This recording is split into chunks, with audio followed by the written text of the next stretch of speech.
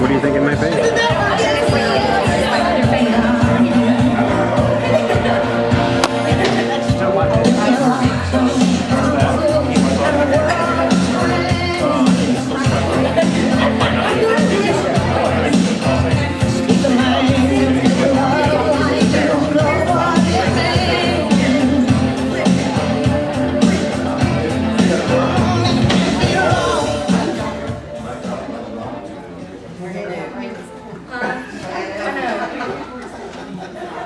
Learning new skills.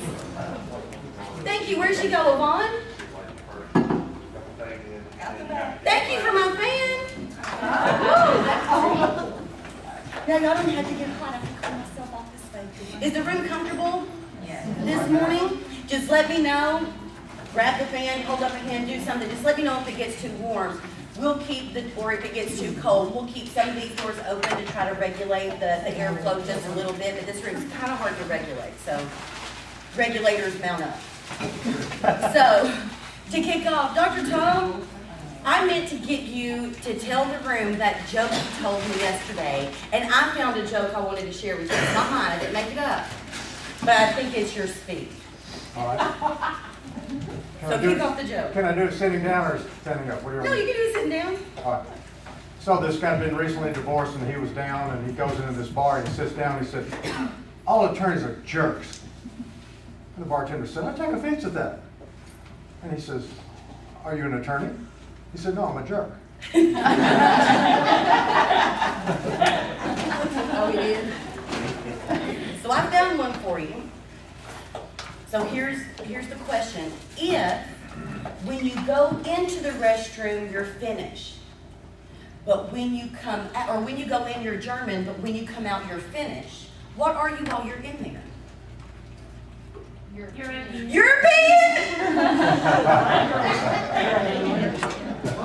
Come on, what did you say? If you go into the restroom, when you go into the restroom, you're German, but when you come out, you're Finnish. What are you when you're in there? European. Yeah. Oh. All right. Does everyone have a good night last night? Everyone get themselves in check for today because we've got a lot of stuff to cover. All of it is like really advanced communication and influence tools, so you want to take a lot of notes. Brandon's going to be recording it. I think he's going to put it on our YouTube channel, so if you ever want to go back and watch it, just for reinforcement, again, repetition being the mother of skill, then you can do that. I don't know by when. By when do you think it'll be posted on our YouTube channel? Monday. All right. Well, Monday. So we ended the day yesterday going through that diagram of the demand generation. And all of our marketing, I keep misplacing my clicker. All marketing, Brandon, really? Oh, no. All marketing, your internal marketing, your external, thank you, Brandon, your external marketing, your influence skills, all of those things are designed to drive people up the pyramid into that top 3 to 7%. So it is a process. It is something, marketing is never something you can stop doing, and actually everything you do is an expression of your brand or your marketing, from the colors you use in your reception area to the linens or the napkins you use in your restroom, that what type of toilet paper, what type of soaps. Everything the patient encounters from a visual, auditory, kinesthetic, gustatory, or olfactory sense while they're in your office connects them to your brand. So how the office smells when they enter. Now most of you know or have heard at some point that scent, your sense of smell, is the sense that is tied closest to your memory. So, how many of you smelled something and immediately thought of sitting in your grandparents' kitchen? Or smelled something and remembered being on the farm, right? So, bottom line is, everything that we do from that initial phone call, our colors, our language, what's in the operatory, what artwork is on the walls, how we talk to one another, all of those things are part of your marketing strategy. It is not just direct mail. It is not just internet. It is not just the things that you pay for and actually execute. It's really how you be and how you influence the experience your patients are in when they're in your office. So if our intention is to drive people up this pyramid, then in these two sections, this is where our influence skills have to be spectacular. Because these people, those top 10%, they're buying right now or they're easily convinced to buy right now. They can be easily ready to buy right now. But this other 60%, our influence skills, have to be what drive them into the top 3%. So, when we ended the day yesterday, we talked about external marketing, we had talked about social media. Let's just look at internal marketing really quickly, because here's what I want you to know. If your internal marketing is broken, your external marketing will not work the way it needs to. Because once the phone rings, your external marketing has done its job. If your phone is ringing, your external marketing has done its job. Your external marketing will not enroll dentistry for you, it will present opportunities for you. But that first telephone call, that first touch they have with the practice has to be directed in such a way and executed in such a way that you have certainty of an appointment being scheduled. That is the outcome of the first telephone call. Get something scheduled. True or false? Get it scheduled. So the challenge is, and one of the things we're going to be role-playing today is how to overcome objections and how to really take control of that initial phone call so that you're not going into question-answer mode, but you're really facilitating and almost leading and pacing the entire call to the outcome that is in the best interest of the patient that ultimately results in a scheduled appointment on your books. So that's where these influence skills and your communication skills really come into play. Now, who is accountable? We asked this question yesterday. Who's really accountable for executing your internal marketing? Internal marketing is the ultimate patient experience. The entire team. And if the entire team is responsible, if it's not just the doctor, if it's not just the front office, if everyone is responsible, how important is it that we're in the right state first thing in the morning? We keep going back to state, but how important is it that we all have a gut check first thing in the morning that says, look, it's not about me today. It's not about what's going on with me today. It's about who am I going to serve and how well can I serve them today? How can I connect? How can I engage? And how can I really be the solution for every single person who shows up in the room today? That's the mindset. And if everyone in the office was operating from that mindset moment to moment, what would the patient experience be like? Now, what does Purple Cow? How many of you have read the book Purple Cow by Seth Godin? Somebody grabbed a copy yesterday. We had a copy. Somebody already took it. You got it? Yeah. Good job. But the Purple Cow is all about having an experience that is unique, that they can't find anywhere else. And we use this example a lot in sessions past, where, how many of you have ever seen a purple cow? Nobody. Until I had someone in the room from Johnson City, Tennessee. And there is a restaurant that has a painted purple cow out front, for whatever reason. So it worked for a while, but the bottom line is you never see a purple cow. But if you did see a purple cow, what would your reaction be? Wow, how did that happen? Where did that come from? And so, because dentistry is not seen as a necessity by most. How many of you would agree with that? It is not seen as a necessity. It is seen more as a luxury. And you get people in an environment they don't want to be in, offering something they don't really want in terms of, do they want a crown? Do they want a root canal? Do they want a filling? Do they want a cleaning? It's not the service that they want. What we're going to talk about today is patients want an outcome, or they want what we call values. They want whatever's going to have their values be met. And if we can learn to communicate through their values instead of just talking about procedures, you begin speaking their language, they understand you, so they know what they're agreeing to. They know what they know what the outcome is, so they know what the end result is. They don't really know the difference between a deep scale or just a routine program. They don't know the difference between a crown and an omni. They don't know what a lot of that jargon means. Big dental terms scare patients because they don't understand them. So we've got to, for lack of a better word, dumb it down a little bit and speak their language. And we said yesterday, the rule of thumb in marketing today, or the rule of thumb in internal marketing today, is to provide the platinum rule. Somebody tell me, what is the platinum rule? Say that again? Treat people the way they want to be treated. Not how I want to be treated, but how they want to be treated. And that's a hard habit to kind of condition, because we were all taught the golden rule. Treat people how you want to be treated, but not everybody wants to be treated the same as me. So I've got to find out what they want, figure out how they want it, and deliver it elegantly. When you do that consistently, and everyone on the team is skilled at how to do that, at how to guide and influence and direct and discover, and to probe deep enough to find out what are they really after. Because they may give me a surface level response, such as I want a cleaning, but what they're really after is a mouth that feels healthier, right? So we want to begin to be kind of like sleuths with our patients, to get more and more information that we can use to be the solution for them. So that's what the ultimate experience is, and this is going to be our focus today, okay? So again, your external marketing, once your phone rings, your external marketing has done its job, and it's only as powerful as your internal marketing, because your team is the one who has to execute. So this is why we spend so much time on team building in the beginning, because if you guys aren't working together, if you're not looking out for one another, if you're not picking up the slack, even when you don't feel like it, even when there's tension in places, if you can't rise above and consistently execute, then your patient experience falls flat. And your patients pick up on whatever energy you bring into the room. How many believe that? They pick up on it. You don't have to say anything, they pick up on it.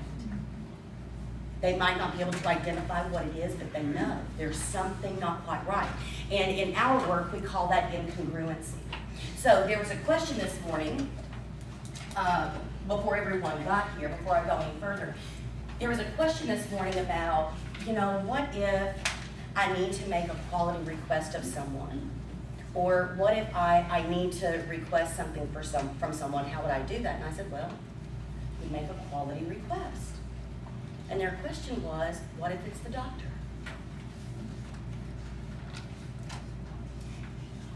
So I'm going to ask doctors, how would you feel if a team member came to you and asked for your help?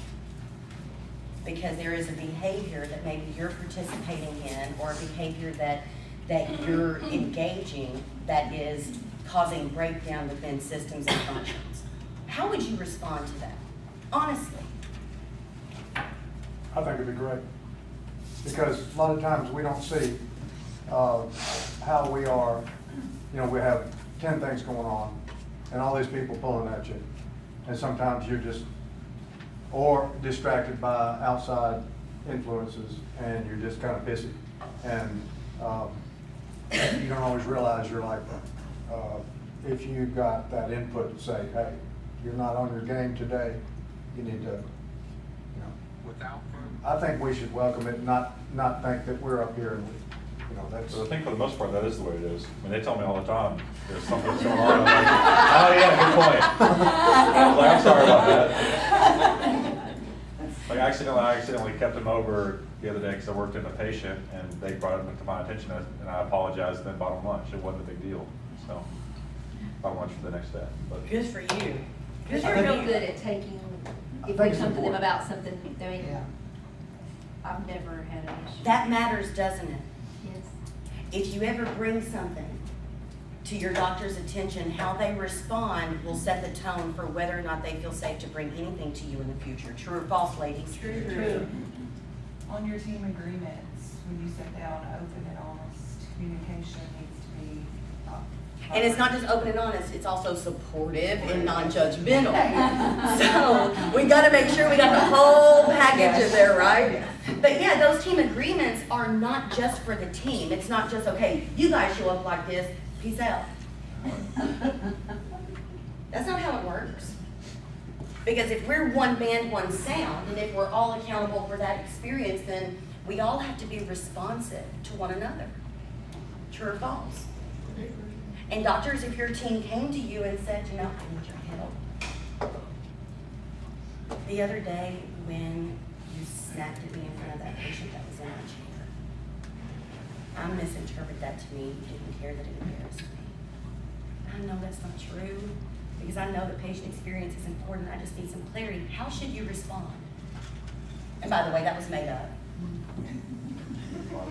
Before anybody starts attaching meaning, that was made up. With a quality response. So how would you respond to that? If I made that quality request of you and I'm role playing with him specifically because he is pretty integrated. Would you ladies agree? Pretty integrated in the whole communication technology. So if I came to you and I made that request, can you show me what the quality response might look like? There's no excuse, that's not my intent. Clarity is, I was really just focused on the patient's treatment plan, and I got overwhelmed with the patient had questions, but in the future, I see that they work for you, so in the future, I'll make sure that I monitor my tone and my verbiage to make sure that you don't work for you. Absolutely. Give him a hand. Now, what he did not say, and what we would not want to say is, I apologize for the impact, that was not my intent, and there's no excuse. Clarity is, I've asked you 50 times to have my gauze there. Or I've asked you 50 times to have the right alginate or the right composite material, and you screwed it up again. So if you would do that, I'll be a little nicer. How's that going to go over? But that call still won't be there. Or it'll be there with a little president sign. Yes. Yesterday, Reagan, my wife had a situation, and she presented to me last night. And for those who don't know, my wife's a dentist. She had a patient who's a close friend, which made this even more difficult. But the patient is absolutely one of the most difficult ever. And always, when she's getting a shot, she will kick her feet on the dental chair. And she wore boots yesterday, and she made the comment, she said, I'm glad I didn't break my foot today because I wore these stronger boots, okay? And Debbie said, I'm glad you didn't break my chair, okay? But I said, well, you just have to present her with the fact that if she's gonna act like that, she's gonna act like she's 6 years old, you cannot work on her. She said, we're just too close. I can't do that. And Or if you don't this move woman, those feet, this woman I'm is a gonna wreck. inject She's a those. train wreck, and she won't get sedated. She won't cooperate. And so it's like, and so they got through with the procedure. She just worn out. And so the assistant tells Debbie afterwards, she says, you're a better person than I am, because I would have just choked this woman. I mean, it's such a difficult, and it just sucks the life out of you. And you know, we've had this, every dentist has had this situation before. And I would just tell her, I said, you know, the procedure needs to be done. We're done. And if you can't act like you're more than 6 years old, or you will not cooperate with us. And she's on 70% nitrous. I mean, she's jacked up with this. And she will not. I mean, she will not let herself relax. And it's just the toughest situation. And when she's given the shot, not only is that, she looks at her with hate in her eyes like, I'm gonna kill you. That's the nitrous. The patient, the devil. And so it's like, does anybody have any advice for this person? I mean, that will just. I'll send her an anonymous. Senator Reagan. About the restrainer. I'm gonna Get send your her, papoose I'm gonna send her out. to Sarah Columbia. Do what? I'm gonna send her to Sarah. I've had, I mean, we all We all have have. patients like that, and I honestly, if I feel like it's gonna stress me out, it's gonna stress the patient out more, you know, especially if they need to be sedated like that, I just tell them, like, look, you know, I took an oath to do the best thing for you, and I know that this is not what you want, but the best thing for you is you need to go and get sedated. You know, I cannot work on you with you know, moving around and doing all these things, and know that I can work on you safely. You know, I have things that are moving really fast in here, and I only want to work on the two that I'm supposed to be working on. I don't want to have to work on. I mean, Or if you don't want this needle to end up in your eyeball. These people are leaders in our community. I mean, they do so much for the community. They And so I are would- they I are mean, I very would say wealthy, that. and they just do so much for the community. Everything is when you get her out of that dental environment, she's absolutely wonderful, and she does so many things for poor people and injuries, and just she's great. When you get her in that chair, she's like the devil. So it sounds like if She won't get sedated. Yeah. She will not get sedated. well, one of the things we'll talk about is if you have a patient who's not cooperating, so it becomes, as Sarah said, an unsafe situation for them, then People either move toward pain move away from pain or move toward pleasure. In a dental chair, it's hard to give them a lot of pleasure to move toward, especially if she's that anxious. So you may have to give her some emotional pain to move away from. Such as, and you can do it in a joking way, such as, if you do not want this syringe to end up in that eyeball, I really need your feet to be still. Or if you would prefer this syringe not go through your brain the next time I make an injection, I'm gonna need your feet to be still. Otherwise, I'm gonna bring Dr. Williams so that he can sedate you. That way it's more comfortable for you and we can provide the quality that you come to expect. So it sounds like she needs some pain to move away from, right? If she is that involved in the community, she is very aware of pain. Sounds like she needs value. She's very aware of pain. And so she does things to try to accommodate and feel a need for others. This is something you need from her. So we don't have to be ugly about it, but it's really having that open conversation about, okay, how do you really want this procedure to go? So I want to pause for a second, because I'm sure this isn't the first dental treatment she's had done. So when you do bring it up, how would he handle, because I know I've had to speak to patients, and we've done it in the past. What's different now? So how would he handle it? Say that again. Like, you've done treatment on me in the past, why is it different now? I don't think it's different for her because she kicks and acts like a kid, a baby, every single time. I say, I'm getting older and I just can't deal with that crap anymore. I think what we're missing though is that we're learning how to give quality requests to each other, but that doesn't mean that we can't give it to people who've not been trained. Yes. So we could easily say to her, I need your help. When you kick your feet like that, you're putting your health in jeopardy because and that's the type of the needle to go anywhere. And I know that that's not what you want to happen. So can we discuss ways that this will not happen again? What do you think we can do? So make it about the patient, not about, I've got, or it's this, It's never going to be responsive to that. But if you make it about her and the consequences that could happen if something happens, then I think she'll be more willing to say, okay, yeah, I see that does not work. I don't want to have that happen, so I'm willing to do this. So even though they're not trained, we still can use, I've used quality requests on patients, even though they don't know how to give a quality request. Yes. You can. And not being in reactive mode, but responding mode, I think is really important. But if you can manage your state in such a way that, as he said, and I agree, you can make it about them, but about the consequences to her of continuing to move her feet, not the consequences to us. Right. And see how that works. When's she scheduled back? Never. So yeah, I'm gonna send him over to Dr. Clayton down in Columbia, let her handle it. Let her handle It's it. a beautiful drive. You're gonna love it. You can see Dave State Polk's house on the way. All those beautiful antebellum homes. And then there's Sarah, right there, the sweetest woman in the world, right there. So sweet, so cute. So with going back to the whole communications process, so doctors, do you give your team, is your team safe? To be open and honest with you, one thing I did talk about yesterday is this concept called safety. We talked about this in session 2, but what keeps people from really honoring their agreement to being open and honest and supportive and non-judgmental? It's a lack of safety. Meaning safety in, I'm uncertain how they're gonna react, or they reacted this way in the past, I'm afraid it's gonna be the same, and people do more to avoid pain than they do to gain pleasure.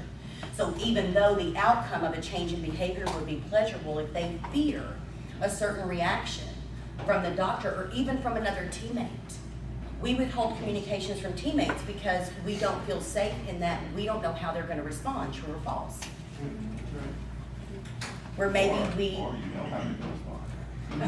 or we assume we know how they're gonna respond based on the past. And again, if we know that the meaning of communication is the response that I get, and I have total control over my delivery, then maybe I go back and do it again, or maybe I deliver the request structured just like the correction format guides me to.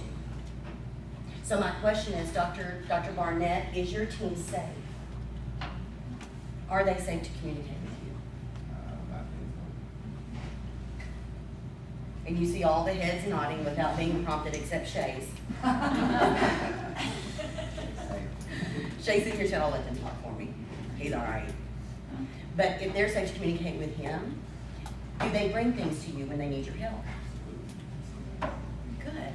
And so they know they have your permission to bring anything to you. Dr. Ebel, is your team safe with you? Ladies, are you safe with him? Yeah. To bring anything to him without fear of retaliation? Yeah. Perfect. And so do they have your permission?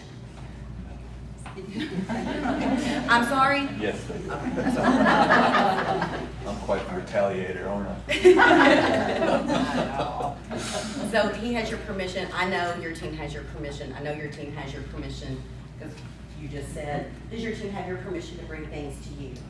And ladies, are you safe to bring things to her when you need her help? So anytime we're not communicating or anytime change isn't happening, anytime we feel hesitancy with bringing something that even little things, like Jessica had a quality request during a team meeting one time because the toilet was flushed. I'm not kidding. It was her first quality request. I was so proud of her, I got it on video. She'd been with us 2 weeks and made her first quality request because someone didn't flush the toilet. So that safety can be lost at any time for a number of different reasons because we're all crazy and we're all attaching meaning to everything. So when safety is lost, who's responsible to put it back in place? That's right, you are. If you don't feel safe, you're responsible for getting yourself safe. No one's gonna know unless you tell them, right? So, again, your internal marketing, once the phone's ringing, if your phone is ringing, make sure you pick it up because that means your internal marketing has worked and it's not gonna do anything else. And everyone on the team, you must see yourself as an extension of the brand every minute, every patient, every time. That within this office, it cannot be about me. From 8 to 5, it cannot be about me and what I'm getting or not getting. It must be about the person I'm here to serve. Now, lunchtime and breaks, go be you, go do whatever you need to do, but during that hour, think about it this way. From 8 to 5, outside of breaks, outside of lunch, your brains, your bodies are on rent by Smile DDS. They have rented access to your brain, your faculties, and your resources for that 8 to 5 period. And so to use your intelligence or your intellect for anything other than how am I going to serve these people would kind of be a violation of some of our team agreements, wouldn't it? And I know gravity's constant. I know we get pulled to act the effect of. I know that happens. But you guys have a knowledge very few people do. And that is the knowledge of state management. That is the knowledge of the reality check. That is the knowledge of how words, tone, and physiology affect how people receive it. So you're light years ahead of some of the other practices, most of the other practices that are practicing in the same town. And those skills make you more valuable. Those skills make you more powerful if you use them. You will become indispensable to your practice if, as you are learning these tools, you immediately go back and apply them. You will become exponentially more valuable. And I know that because if we've got a team that can make an extra two, and I know some of you are not interested in making more at work. By the way, who here is really not interested in making any more at work? I know there are some people that aren't. Like, I have no desire to make more. I'm fine making what I'm making right now for the rest of my life. Anyone in that boat? Really? Yeah. We've got one. That's the only one. But some people are not interested in doing more. They would show up again if they weren't getting paid. But when you become more valuable, just because when you begin to grow your skills so that your functionality and your power within that practice saves the doctor time or helps the doctor build on what you have, you make yourself indispensable. You create whatever income increase you would desire. And when someone else has a powerhouse team player, who is phenomenal with patients, they're phenomenal with their team. They take initiative, they take things on, not because they think they're gonna be perfect, but because they at least wanna give it a shot. They at least wanna try to be of value. Those people, doctors are scared to lose. True or false? They're scared to lose you. But if you're, and I know no one in this room falls in this category, so I'm preaching to the choir here, and I recognize that. No one in this room falls in that category, but let me tell you, if you're like every other front desk person, or every other hygienist, or every other assistant, if you are that replaceable, if you are that replaceable, you no longer are unique. And I know no one in this room falls in that category. So just please, as we go through these tools today, because it's really advanced influence skills, really pay attention. We're gonna have several exercises to give you some experiential learning with this. But every time you learn something new, immediately begin to implement it. You will not be good at it. You will not be good at it. When we talk about the initial clinical interview, you will not be good at it in the beginning. Just like how many of you felt like a rock star mom the moment that baby came out? How many of you still don't feel like a rock star mom 6 years later, 18 years later? So everything you're learning here, you will not be good at. I don't want you to expect that you're going to leave this course and be able to rock that initial clinical interview. Or when we talk about discovering values, that you're going to be excellent at it in the beginning. But if you don't try, you never get the skills. You never build the muscle. And it is about constant and never-ending improvement. So try a little bit, take it a bite at a time, make your distinctions, use your sensory acuity, which we're going to talk about today. Make those distinctions and get up and try again. And then get up and try again. And if that doesn't work, what are you going to do? And if that doesn't work, what are you going to do? And if that doesn't work, what are you going to do? Again, the ultimate success formula we apply to everything. And it is a winning formula. Okay? So, the Purple Cow, again, is about creating something distinctive, creating something that they cannot find anywhere else. We were in, where was I? Was I in North Carolina? It may have been in Alabama, but I passed by this office and it said the singing dentist. The singing dentist. That was her tagline because when she had, and actually my dentist is a singing dentist. She doesn't sing, she hums country music while she's in there. And sometimes her assistants will join in and that kind of thing. But that's very unique. Anyone who likes music, if they want to be lulled by music, they probably go see her. There are other dentists that are very funny chair-side and know how to make light of any situation, and that might be their brand. So we have to figure out, how can we be the Purple Cow in our neighborhood? What makes us unique? What is distinctive about us? How can we make it to where it's not about the insurance? Yes, we will help them maximize it. They don't come to us because we take their insurance. They come to us because we have Brandy. They come to us because we have Mary. They come to us because Kristen doesn't work anywhere else. Or they can't get Yvonne's personality anywhere else, or Sedina's. That's why they come to us. How do we provide that to them every time without exception? That is the Purple Cow. And by the way, let me ask you this. Why do we have to take this approach in this profession? Why is it a must that we take this approach in this profession? Because dentists are a dime a dozen, just like lawyers. You need to stand out. You need to be good at what you do and stand out. And it's not just about clinical skills, because patients don't know how to judge that. You may have the best hands in your district, in a tri-county region. Patients don't know how to judge it. They know how you make them feel. That's it. How did you make them feel while they were in your presence? Especially Dr. Clayton, I've done a lot of marketing down on the dentist row, or whatever y'all call it. There is literally a dentist office on every corner for about 6 blocks. There's a concentrated. So I used to think, how do they do this being so close to each other? So it's very important. Stand out.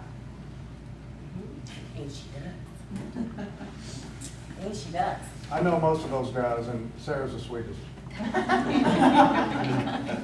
known them forever. They're good. Do what? I said, they're good too. Yeah, they rock it out pretty darn well too. Would you ladies agree? And they're even missing one of their blondes. See, they've got the twin blondes working. That's what really drives it. But then they see Brandon, they're like, dang. And then they get through the rest of practice, it's like. So, in your workbooks, if you will turn to page 14. 14 is really an overview of what influence really is, and it's a combination of knowing several different skills. One is understanding modalities. Understanding modalities. Modalities is basically referencing a convincer strategy or a global way of presenting things. And there are really 3 different modalities that we can leverage in influence.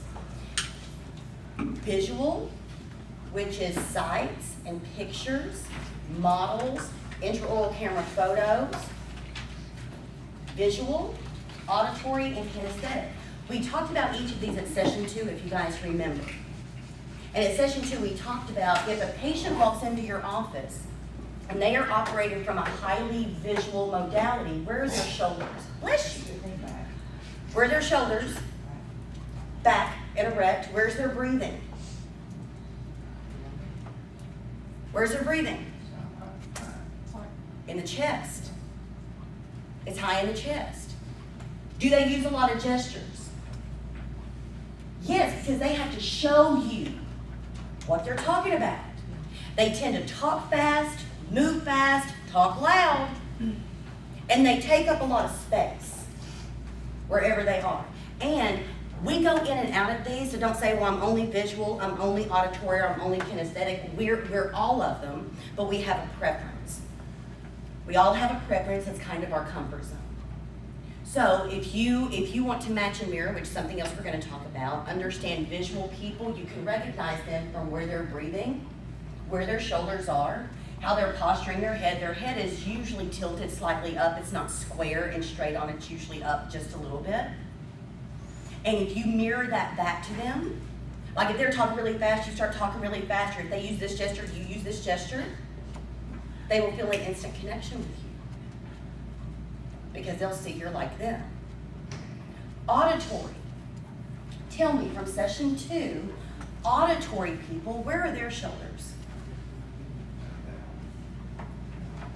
They're more relaxed. Visuals here, auditory's not here. Where's their breathing? Diaphragm. Do they talk loud or do they talk kind of moderated? Moderated. Not as loud as a visual person. And when they talk, if they are in an auditory mode, there is almost a rhythm and a pattern and a pacing. When they talk, where's their head? If they're in an auditory mode, where is their head? Their shoulders are here, breathing is here. Where's their head? Level. Dead on. Dead on. And where visual people will use words like, look at this, you see this, you see what I'm saying? An auditory person will use auditory words such as, does this sound okay? Or what did other people say? Or that sound is really annoying. Or do you hear what I'm saying? They use those auditory words that give you insight into where they're operating from. And again, if you mirror, if you can manage your state enough to go where your patient is, again, treating them like they want to be treated. If you mirror that back to them, you lower their guard so that they will be open and honest with you. But if you're talking really visual and you're talking really paced, there's an incongruency in that connection. And they may like you, but they won't feel quite as connected. There will be something off. How many of you follow me here? Yeah. And then you have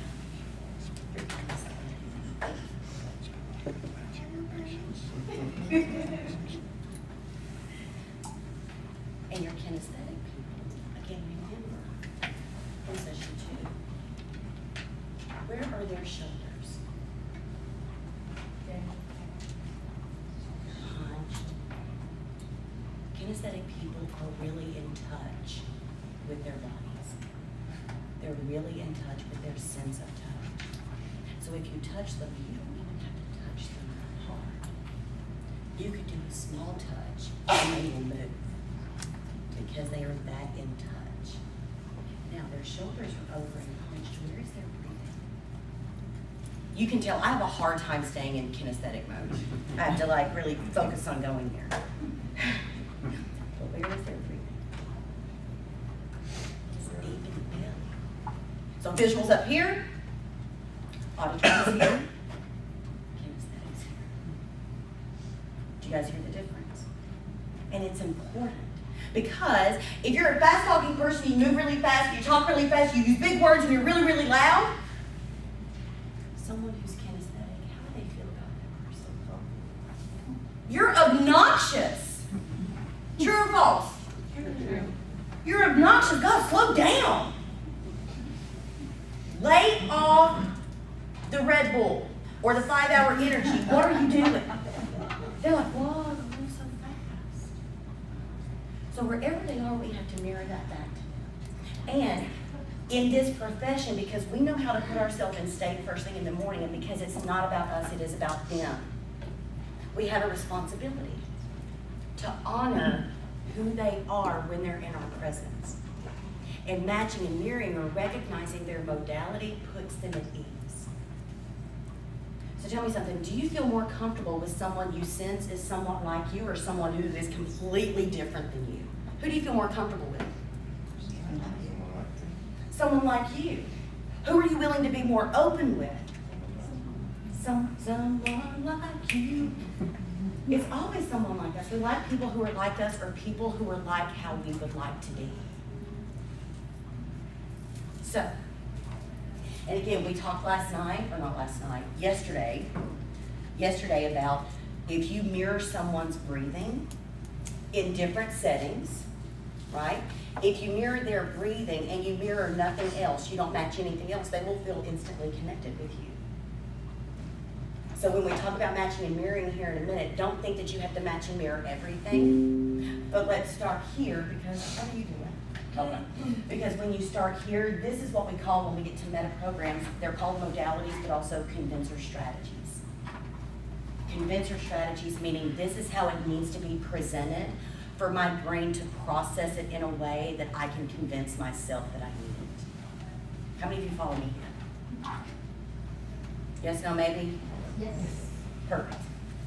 So we're going to do a few exercises of match and mirror, but just remember where the head is, remember where the body is. If we're kinesthetic, because they process through a sense of touch, anytime you touch them appropriately, touch them on the shoulder, touch them on the forearm, but if you recognize they're in a kinesthetic state, just know they value touch, they value that, but it has to be gentle.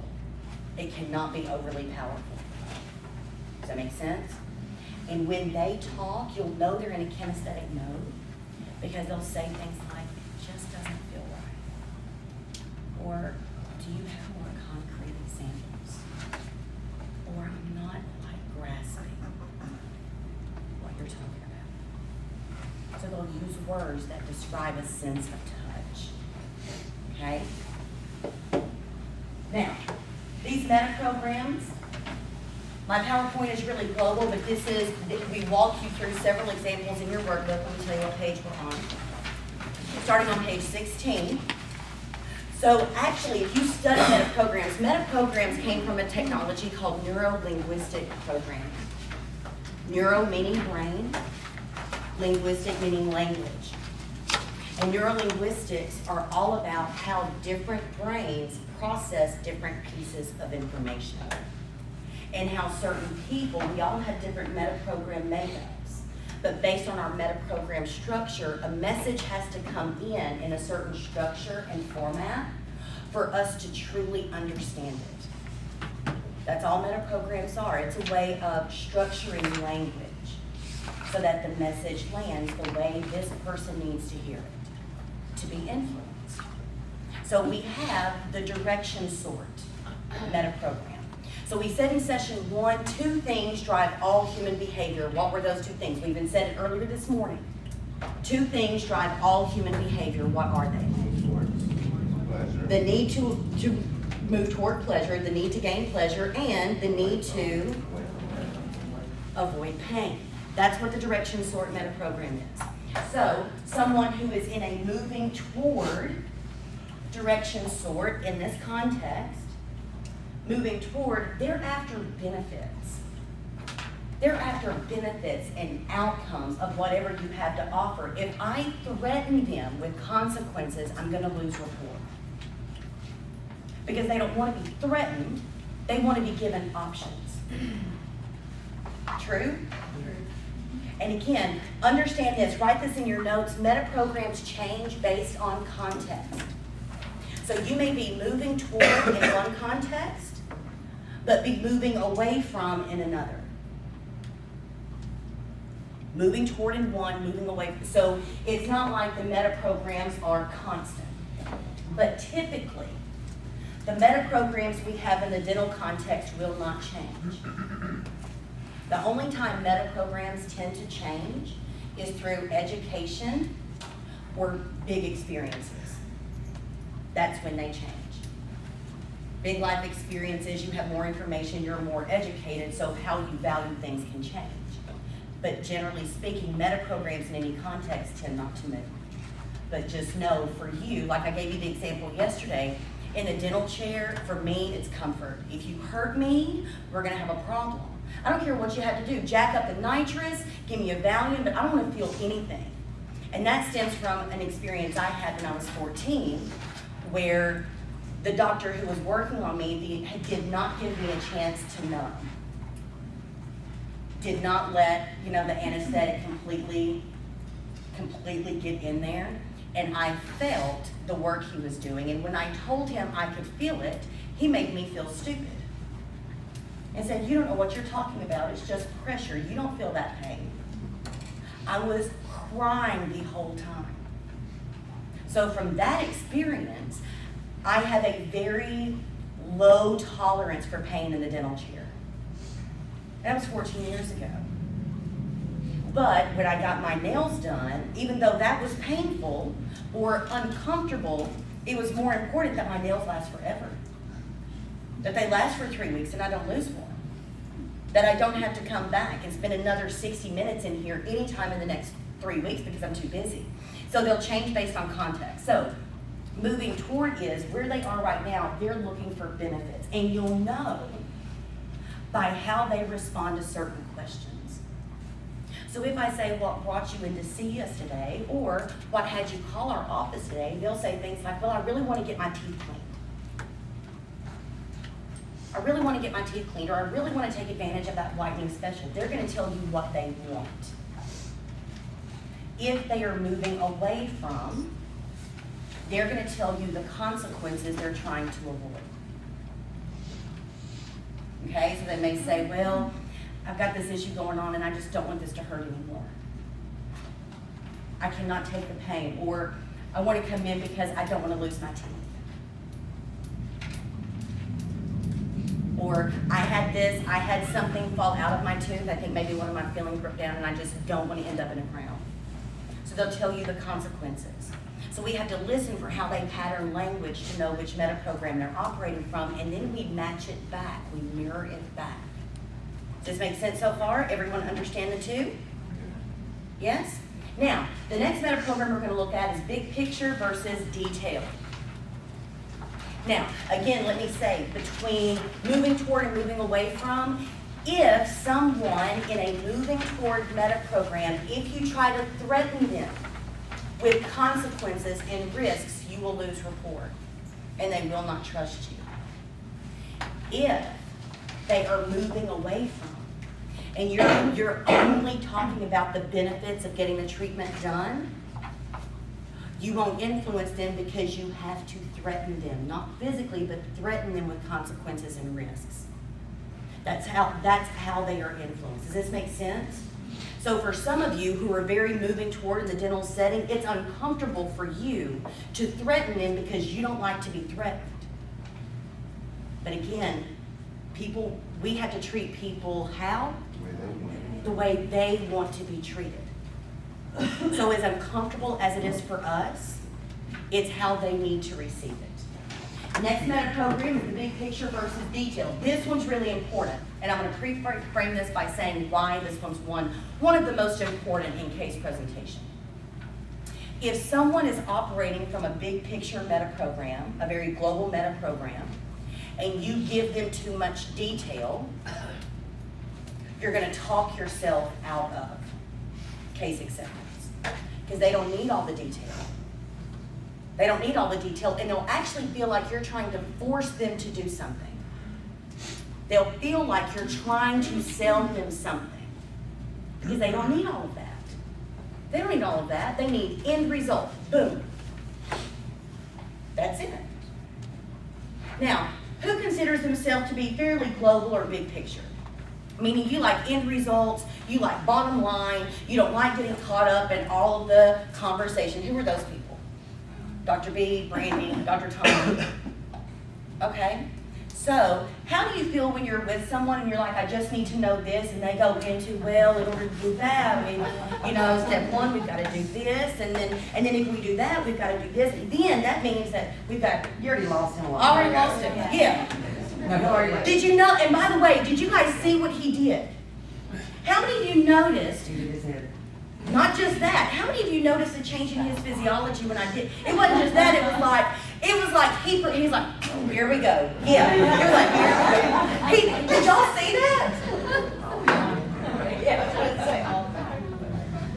So we've got to be acutely sensitive to the changes we're making in people. So if I see I'm losing him, I'm like, but I know you don't need that. Bottom line, here we go.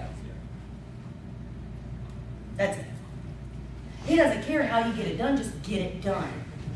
He's not gonna micromanage you, just get it done. What was it? Was it when it was when my washing machine broke. And I called Lowe's, because I bought it in December of 2016. So it was like 6 months old. So I called Lowe's, and I'm very big picture. I don't have time for all the fluff. Just bottom line it, big picture, go. So I get on the phone with service, right? And I'm like, okay, the agitator in my washing machine isn't working. I need to know if you have a service person I can call to come check it out and tell me what I need. Well, because you bought it in December, let me look up your account. That took her like 5 minutes, or actually it was probably more like 120 seconds to look that up. And then she, seriously, I have very little patience.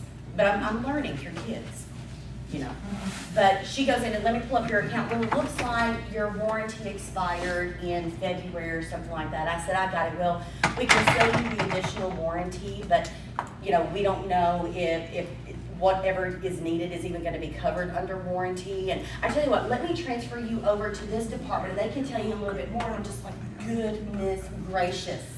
And so they transfer me over here. Then I have to go through the whole story again with this person. And they go through this whole spiel about why it's not under warranty. I didn't even ask why. I didn't even ask about a warranty. You don't care. I said, I want to know, do you have someone who can fix my washing machine?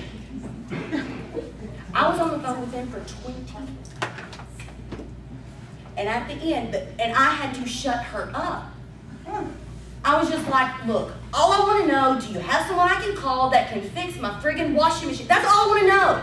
I don't care about the warranty. I'm not buying another one. I'll buy a new washing machine. Just who can I call? I've got these 3 people. Click. That's all I wanted. Don't give me all that other garbage. I don't care. I don't care. And someone who is big picture is going into the detail, they're like, I don't care. But they don't want to be rude, so they're going to sit there and listen to you. How many of you have ever been presenting treatment to a patient, and as you're presenting it, you see the patient start looking at their phone and looking sideways or looking up or doing anything but to make eye contact? How many of you have ever had that happen? Or smack them. You're losing them. They don't need it. Move on. And you can even acknowledge, I know none of that matters to you. Move. And see what happens. And again, if you are detail-oriented, it's going to feel uncomfortable to you, but they love it. Love it. Now, conversely, with someone who is detail oriented. Someone who has the detail sort. If you go too global with them, they won't trust you. They'll think you're leaving something out. What are you hiding? Why aren't you giving me all the information? Who are the detail people in the room? Is that true or false? True or false? You give me big picture and you don't tell me anything else, and it's like, what are you hiding? What do you don't want me to know? True or false? What is it you don't want me to know? So you have to give them the detail. You have to give them, you're going to start a chain. You have to give them the detail. So however they need to receive it, give it to them. And you'll know, you can just ask. You know, Shay, when we discuss your treatment, do you want just the big picture and the outcome, or do you want to know step by step what we're going to be doing? Shay's detail. So in her chart, I'm going to document detail. So that Dr. B and the hygienist know, hey, when she has something diagnosed, you got to walk her step by step through the process. And if you do, she will trust you, she will understand it, and you can guide her to case acceptance. Okay? So in the beginning, this takes a lot of awareness and a lot of sensory acuity. But if you practice it, you'll get really good at it. Okay? Next is the process versus outcome. Process versus outcome is an interesting one, and I prefer this one in more of a team setting and a leadership setting, so that we can be more aware of how to position people for different tasks based on what the task requires. Okay? So, I'll tell you guys a cute little story that happened with me and John too. But process people love the process of being in things. They don't finish a whole lot, because everything is just ongoing, and they use things like always a work in progress, and we're not quite finished because we're going to do this. It's just this always ever evolving. They're never done. People who like to knit by hand, people who like to cross stitch, are really process people for the most part, because they like the process of using their hands. They like the process of how it goes. Your social media person should really be a process person, because social media is an ongoing thing. We're never done. Marketing is an ongoing thing. We're never done. So you want someone who is process oriented in those roles, because they recognize, they just love the process of marketing. They just love the process of getting pictures and posting and doing all this kind of stuff. So they are naturally inclined to be good at that. Outcome people just want to get it done. They don't care how it gets done. They're aware of quality, but it's really, if an outcome person completes a task, sometimes they can't tell you how they did it. They just did it. Brandon and I had this conversation last night. They can't tell you step by step, this is how I accomplished this. They just knew it had to get done, so they did it. My father is one of the most creative, resourceful men I have ever met. Because growing up, I don't know how he did it. Neither of my parents graduated college. My mom was a secretary. My dad was in sales, and I don't know how they did it. But there were months where, there were spirited debates over how bills were going to get paid, or how tuition was going to get paid, where the money was going to come from. Because in sales, it's feast or famine. That's a metaphor salespeople like to use. Feast or famine. You're either at the buffet, or you're eating toaster leavings. One or the other.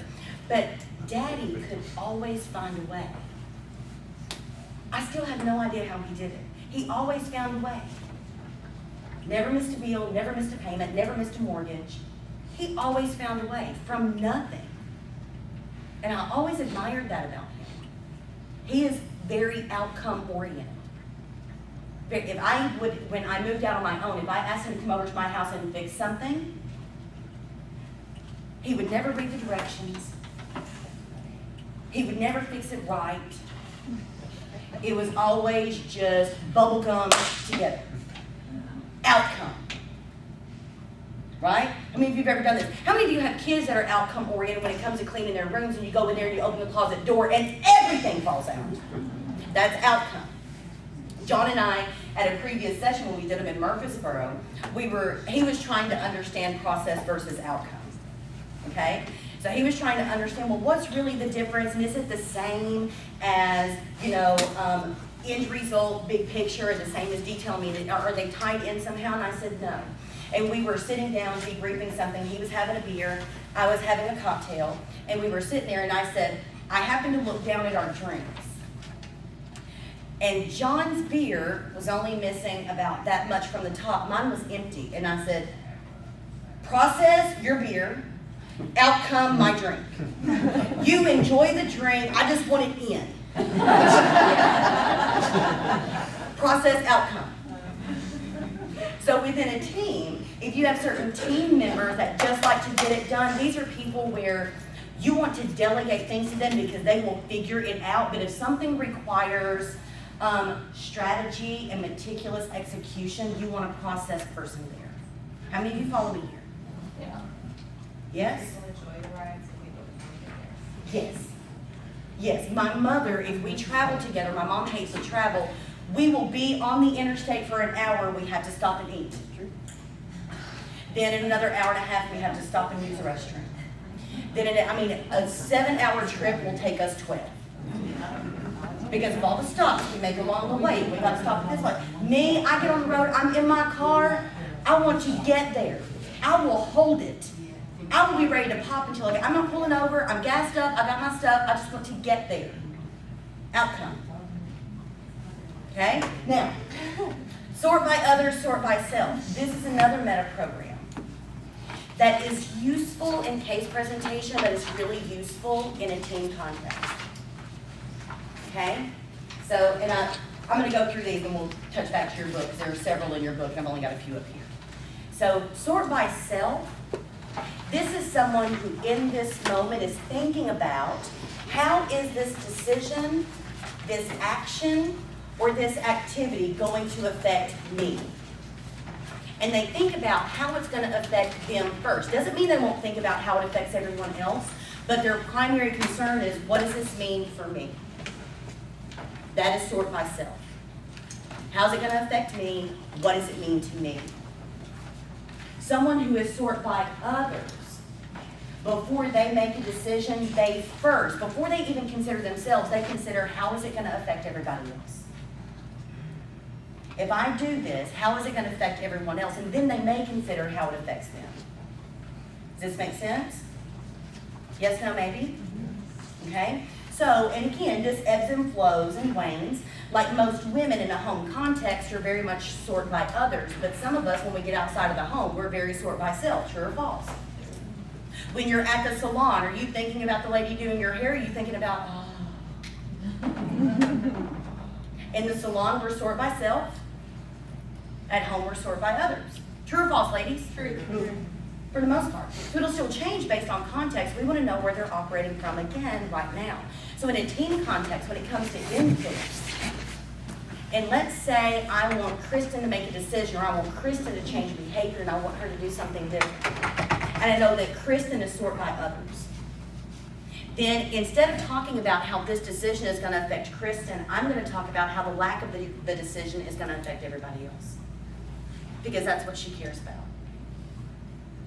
If I know that Kristen is sort by self, I'm going to give her all of the consequences of how it's going to either affect her, hurt her, or if she's moving toward and sort by self, I'm going to talk about all of the benefits that she's going to reap when she does it. Make sense? So again, the only way to determine meta programs is to listen. To listen to responses, to listen to how they language and pattern things. We also have possibility and necessity as a meta program. Possibility and necessity. So possibility, someone operating from a possibility meta program or a possibility frame.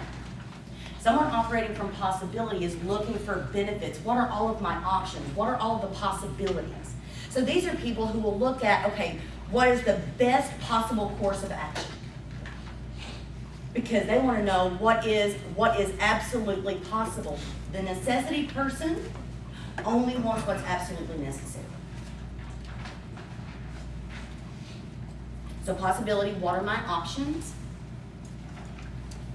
If they are operating from necessity, they will only do what is absolutely necessary. So if you are engaging a patient who's operating from necessity in the chair, you may not be able to move them immediately, but you've got to constantly reinforce why it's absolutely necessary they get this done.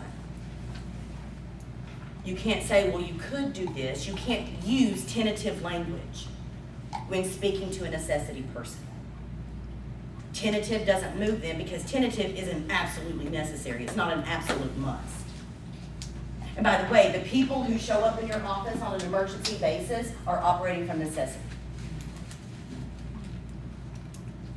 Now, it's absolutely necessary. But again, through education, you can move someone into a different paradigm of thinking to where they can become possibility. But again, remember, our medical programs tend not to change absent of a major life experience or education. Now, there is also the frame of reference meta program. This one's in your workbook, it's not up here.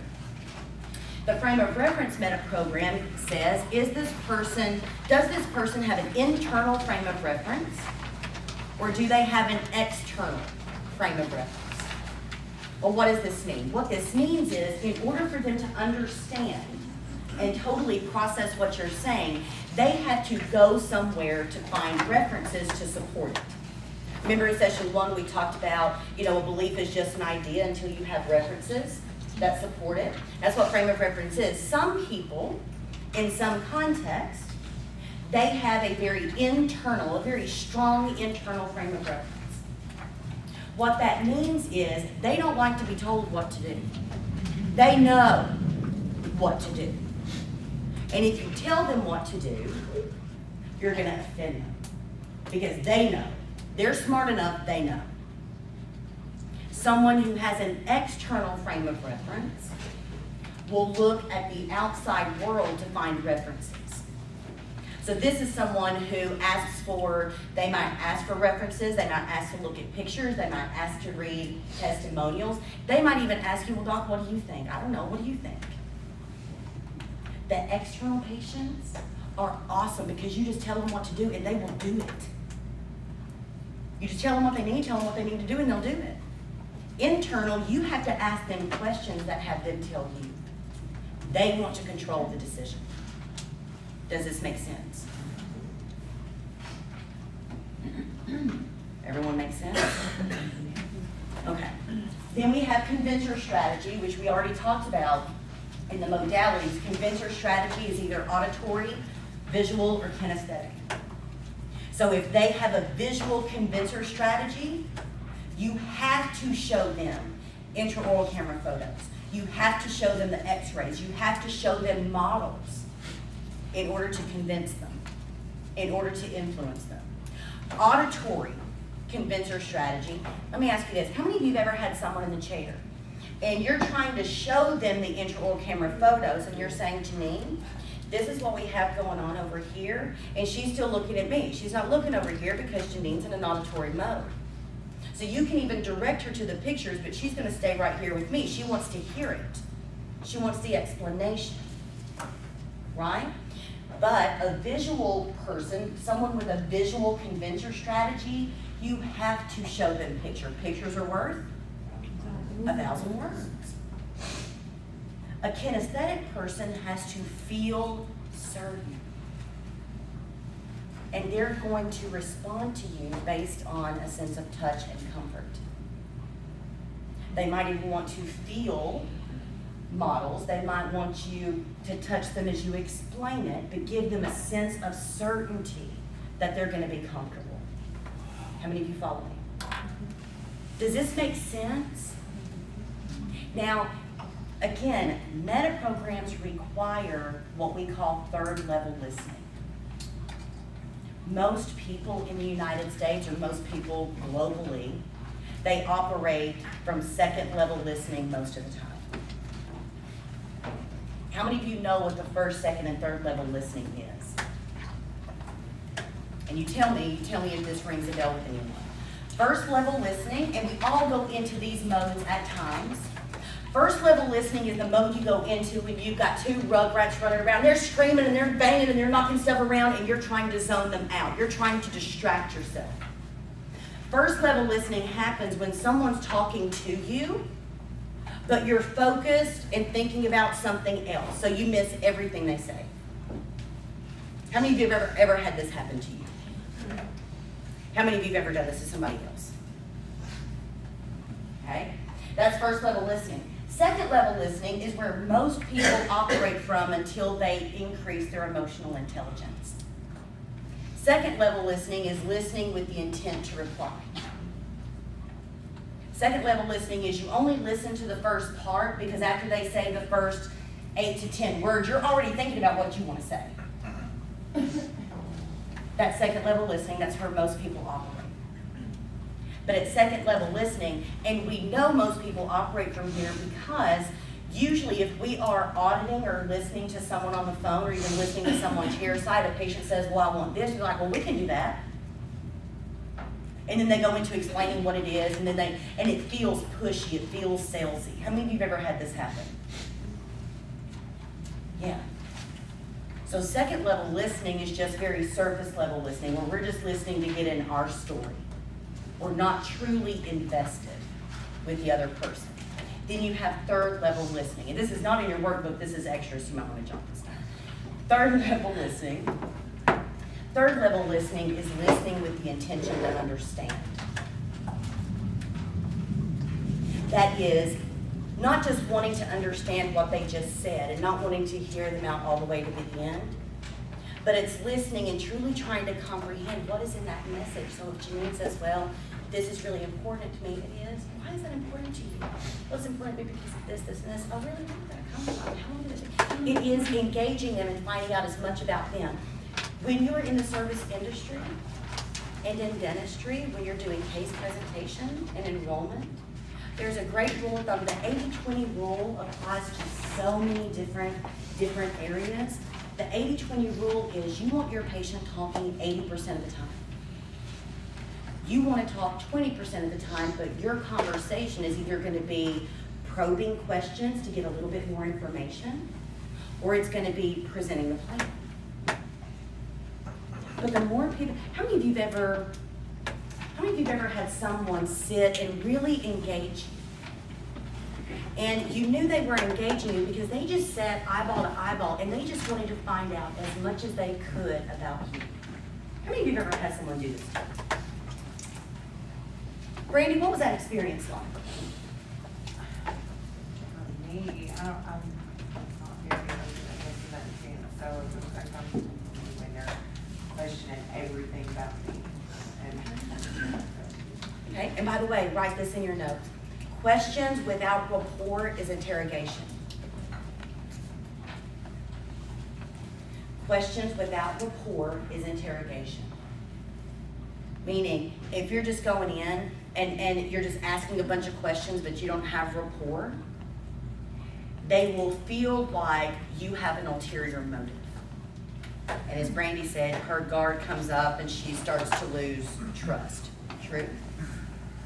But anyone who's ever sat with you, someone you had rapport with and they were asking about your most recent vacation, or they were asking about your granddaughter, or your new baby, or the son's wedding, or whatever it is, how did that conversation feel? Someone raise your hand again. Someone who's had that experience, raise your hand.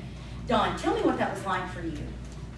Well, for me, it's just like it's a friend that I've known all my life, and we're just sitting there talking about anything and everything. But there again, I'm more of an open book. I get all the info out of everybody.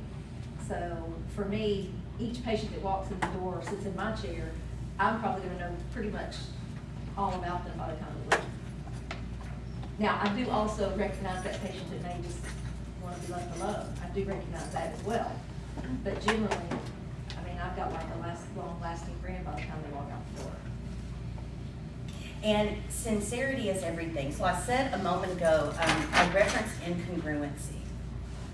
And incongruency is any time your words, your physiology, and your tone do not match. Okay? So if you're saying, if you ask someone, if I go to Julie and I say, hey Julie, will you pick up this list and run through it and then get everyone else to kind of help you in getting through the list and then getting the charts pulled up? And Julie says, sure. Is she congruent? No. Is it gonna get done? Well, Julie's a person of integrity. It will probably eventually get done, but I probably have to remind her a little bit. I probably have to coach her through it a little bit. So anytime you hear someone and they're speaking, or they're talking, or they're answering questions, or you ask them if they're safe, and they say, yeah, but their facial expression and their tone don't match the yeah, that's called incongruent. And human beings have a very sensitive radar to incongruencies. That's why if you have ever been with someone and having a conversation, maybe someone you've known forever, could be someone you just met, and you're sitting there having a conversation and they say something a certain way, and in your mind you're like, I don't know about that. How many of you have ever had this experience? It's because something in their delivery was incongruent. You may not know what it is. You may not know if it was tone, or if it was facial expression, or if it was actually the word that kind of turned me off, but there was something in their delivery that was incongruent. This is why estate management is so important. You cannot fake authenticity. You can't fake it.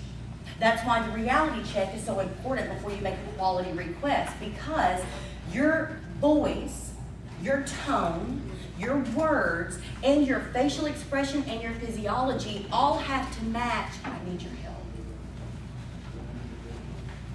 They all have to match. I know that's not true.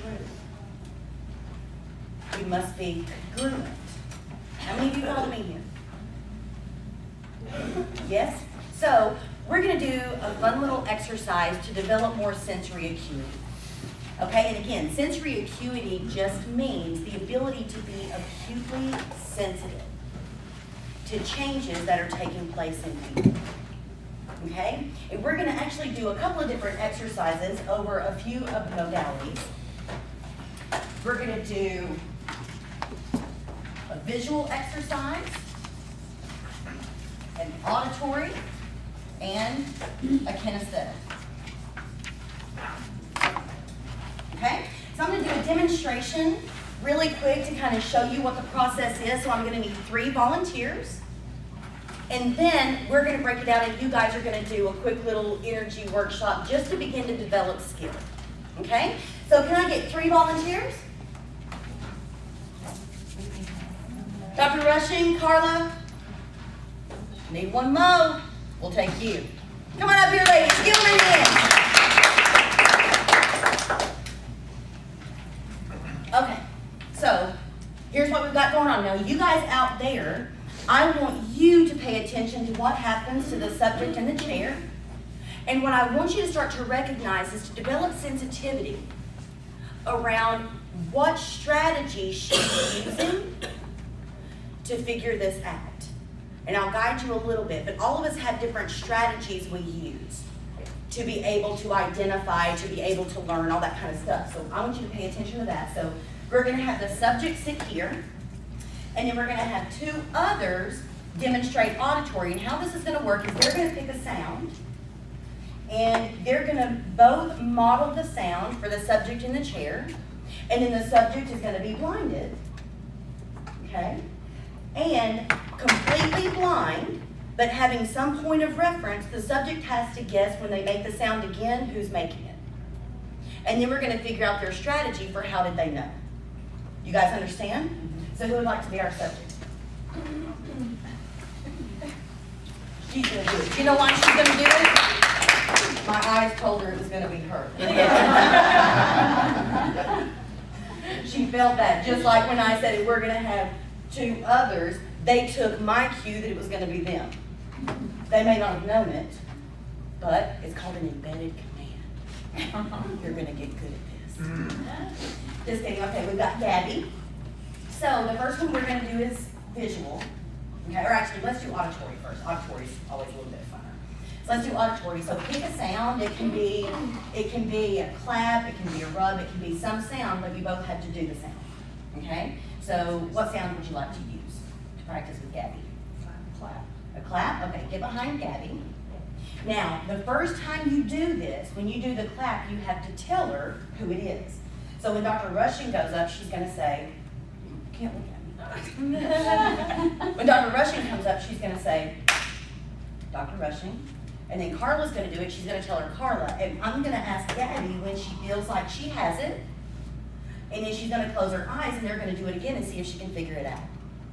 Okay? We're gonna start, clapping's a little easy, it's gonna be a little easy for her to determine, but then we're gonna do another sound to make it a little bit harder. Okay? You guys got it? So it's a clap, so you wanna go first?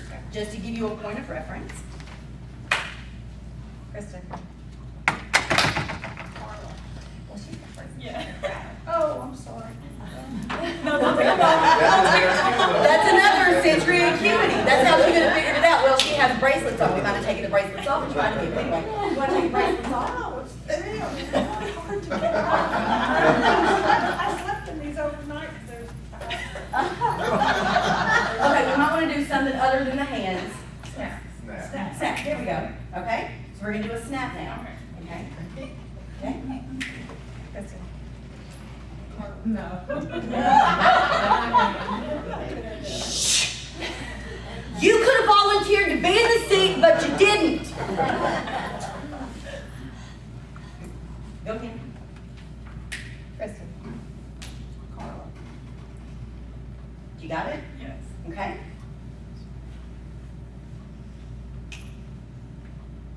Carla. Yes, good. Go again. Doctor. Okay. One more time. Try it again. Carla. The Carla. Oh, they got her. Let's figure out what her strategy was first. Yes. Let's figure out what her strategy was first. So, how did you know when it was Kristen? Her little bracelet. Like I can hear it. Well, Carla had the bracelets. Oh, sorry. Okay. Because I held them. How'd you know when it was Kristen? Because it was more stronger. It was like you feel her thumbs actually sounding dry. Like. Okay, and how did you know when it was Miss Carla? Her bracelet. Her bracelets. The last time they tricked you. So, during the last one, when Carla covered her bracelets and she couldn't use that strategy anymore, she thought it was Dr. Rushing, right? Which means if we were to do it again and Carla kept her bracelets covered, she'd have to figure out a new strategy. How many of you follow this? She'd have to find a new strategy. So great job. Now, let's try another auditory one, but something a little bit harder for her to recognize. We're still going to give you a base point, okay? We're going to do this again. So, what sound would you like to use? What about a stomp or? Oh, they can both do. Didn't realize that one didn't. All right. So, who is it? She's got to know who it is. Okay, there we go. Carla. Kelly, Kristen. Carla. do you have it? Okay. Carla. Mm-hmm. Doctor. Okay. How do you know? How did you know which one was which? Doctor has like a lisp afterwards. And Carla has a stronger. Okay, let's try this again. We're gonna do the same sound, and we're gonna try to make it a little bit harder. Close your eyes. You're sensitive. Pick up your- Yeah.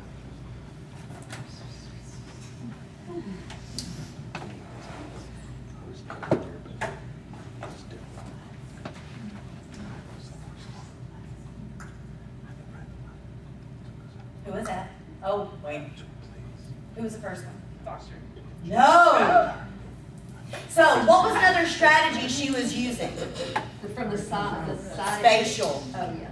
She was using a spatial strategy. Dr. Rushing was a little bit further back. Carla was leaning forward when she did it. So when we swapped it up, I told both of them to do it from the same spot. So she had to develop more acuity to figure out which one it was. Now, we're gonna do this again, and we're gonna use that same strategy. So she has to find another strategy for figuring out which one's doing it. Okay? Close your eyes, Gabby. Who was it?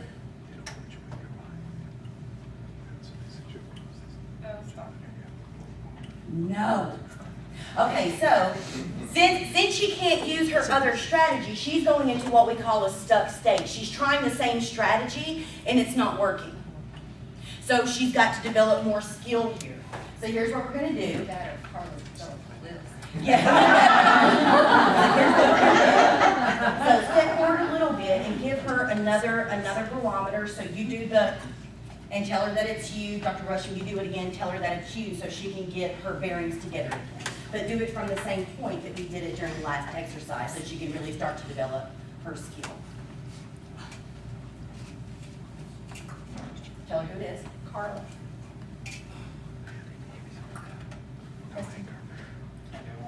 Mm-hmm. Do it again.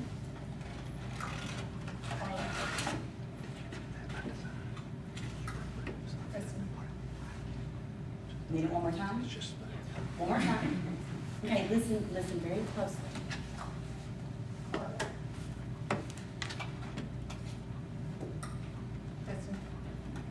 You got it? Okay.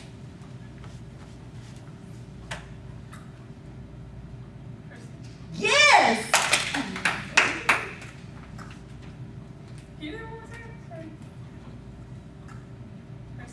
No!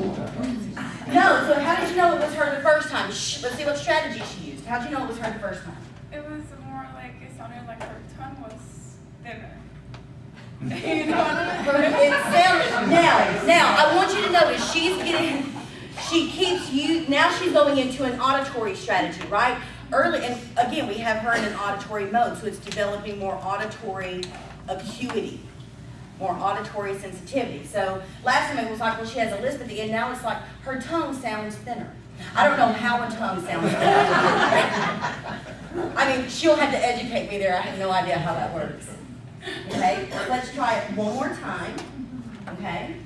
And see, and I'm gonna have them demonstrate again, and then we're gonna try it one more time. And I want you to really listen intently for different cues you can pick up from each time they do it, okay?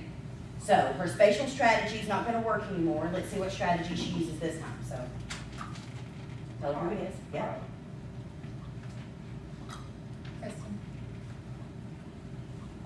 Mm-hmm.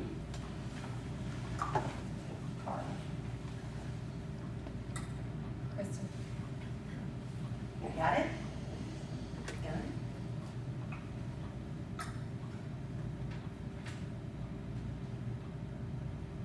Oh gosh. Can you do that one more time?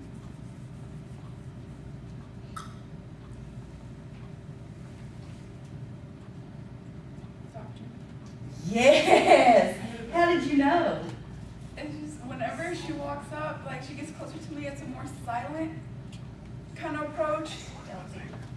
And Carlos, I can actually feel her kind of coming towards me. Oh, so now she's going into a kinesthetic strategy. Now she's using, it's still spatial, but now she's using her sense of touch to try to figure out sound. Isn't that interesting? And we all do this, so great job. Give Gabby a hand.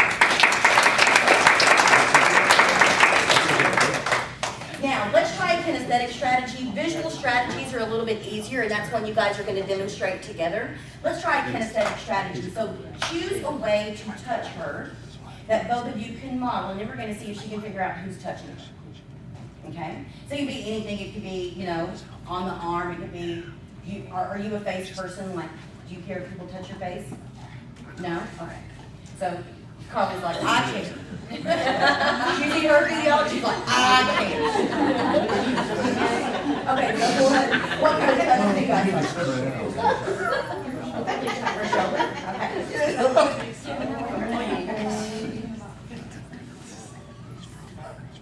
Close your eyes, Gabby.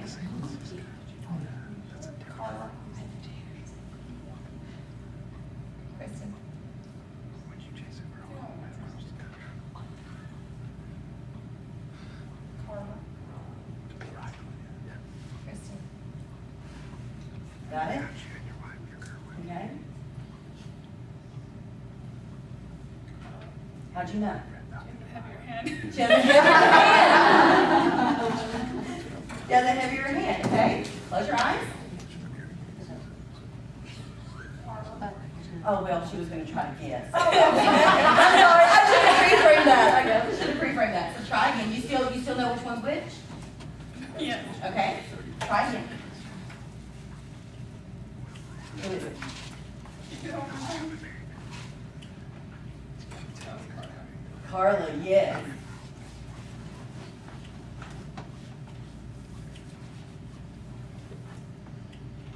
Do that one more time. I was talking. That was Doctor, yes.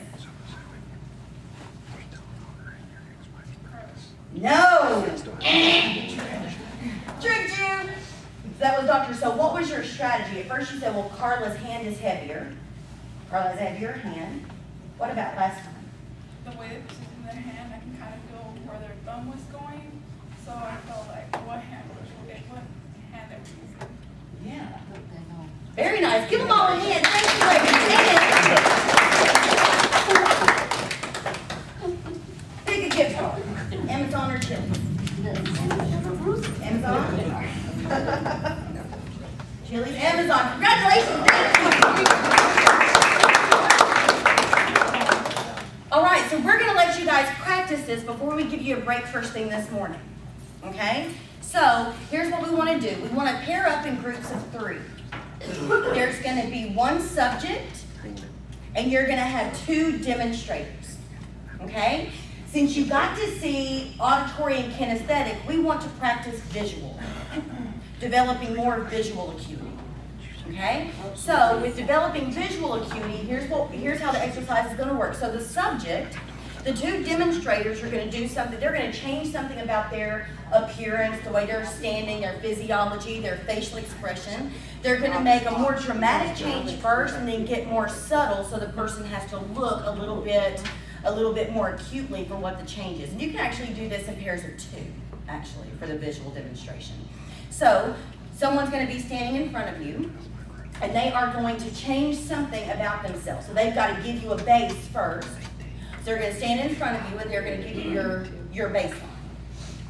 And you're going to soak it all in, using whatever strategy you want to use.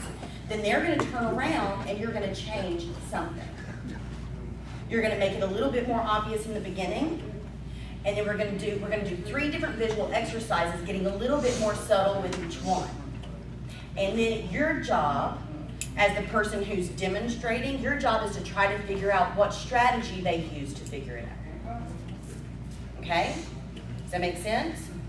And the strategy they use is probably going to depend on what you're changing. Does the exercise make sense to everybody? Yes? Okay, so stand up. Pick a partner.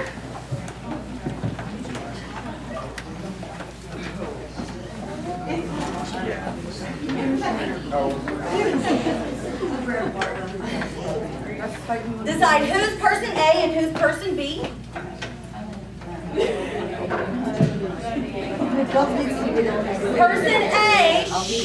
Person A, you are going to be the subject. You are going to be the one making the changes. Okay?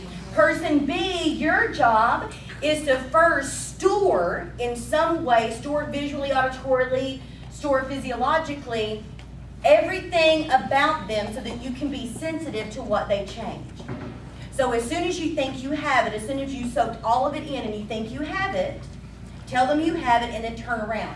Person B, your job is to change one thing. Or I'm sorry, person A, sorry.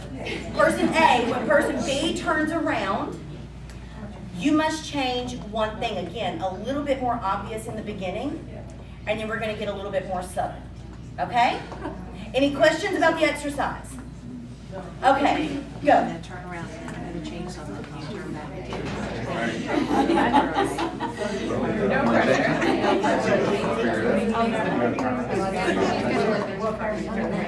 You just have to tell me when you're ready.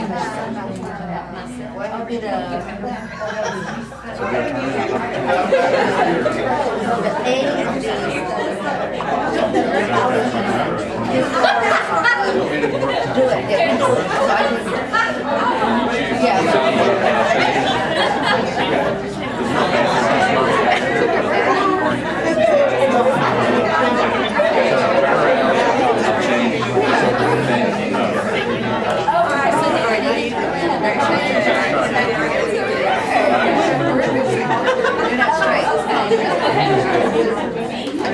I got a little grin. Yeah. Are you ready?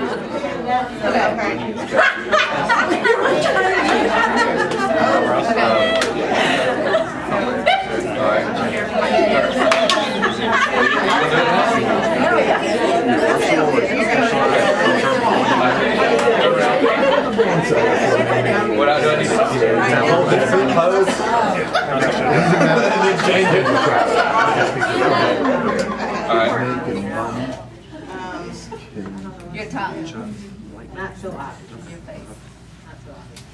Okay, what did you learn? How easy was it the first time doing the visual? That was pretty easy. Okay, now we're gonna make it a little bit harder. What is so good? Yeah. So this time we're gonna make it a little bit more subtle. Okay? So, person B, choose some other, is it person A? Person A. Yeah, thank you. So person A, choose something else to change, but make it a little bit harder for them. So change something, make it a little bit more subtle, and then see if they can figure it out. Okay? Go. Good.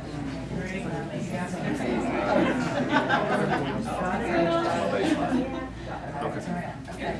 Turn around. You're small. Ready? Hold on, let me think.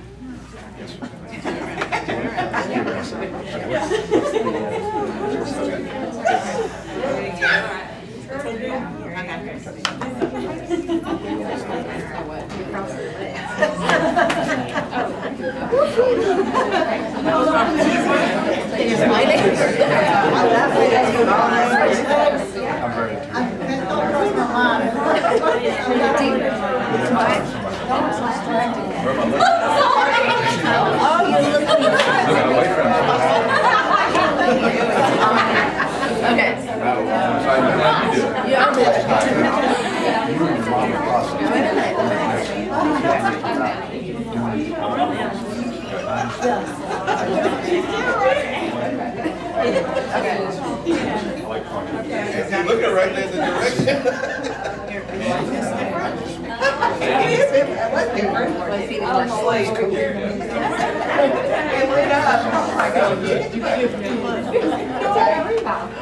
You did? I was looking at that. I was looking at your wedding.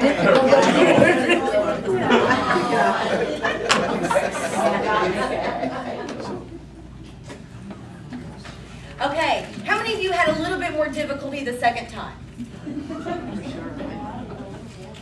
How many of you were with a partner that actually did pretty darn good the second time? All right, we're gonna do one more. This time make it really hard for them to figure out. And I'm gonna give you a little bit more time with this one because if you are person B, you're gonna have to figure out a different strategy. Oh, I know. You're gonna have to figure out a different strategy for storing where they are so that you are more acutely sensitive to what they change. Okay, so make it really hard on them. Go.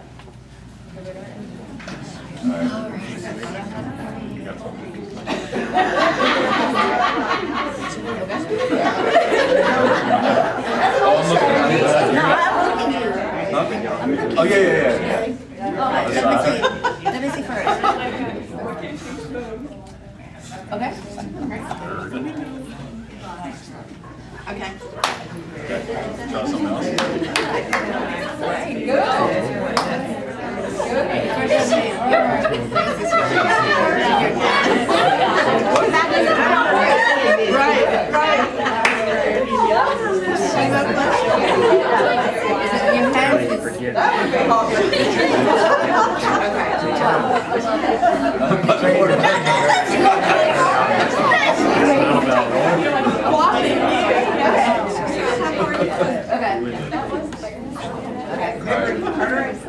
Ready? You got it? Oh, that was easy. I figured you would do this. Yeah. You were not gonna do this. Okay. Yeah.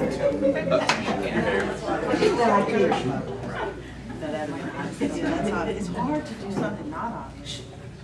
All right, now, we don't want person A developing all the skills, so switch. So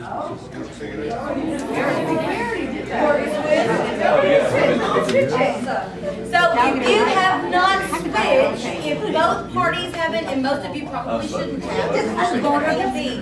But if you can switch, this time it's person B's opportunity to be making the changes, and person A has to guess. Okay? So, again, person B, you're gonna have to store person A, and if you've already done this, do it again. But person B, figure out what you're gonna change. Person A, store it, or store the baseline. Then person B, change it. Person A, figure it out. Go. All right, I don't know what to do.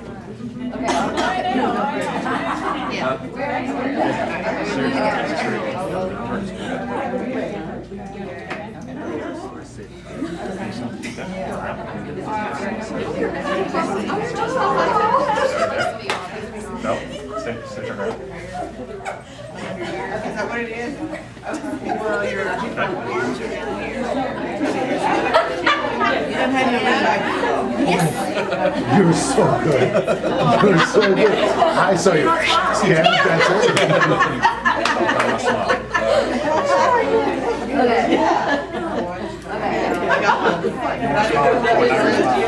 Yeah, but don't count that. I'm saying don't count that until you smile. Oh, that's not fair. We're smiling, I'm smiling. Hold on. I can think. What did I do?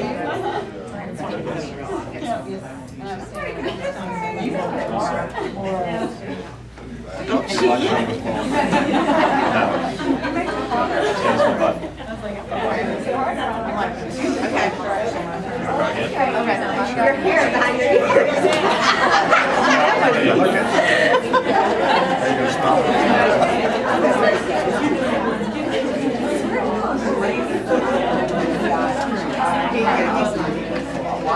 Little piece of hair coming out right there. No? Yeah. Ready? I like to see it. Very good. I don't know. Same thing. Yes, I got it. I don't have a ring. You moved your watch.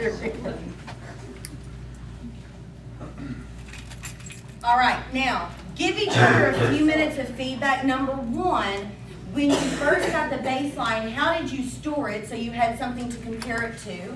And what was your strategy? How did you know what they changed? What was your strategy for figuring that out? So give each other a couple minutes of feedback, really quick.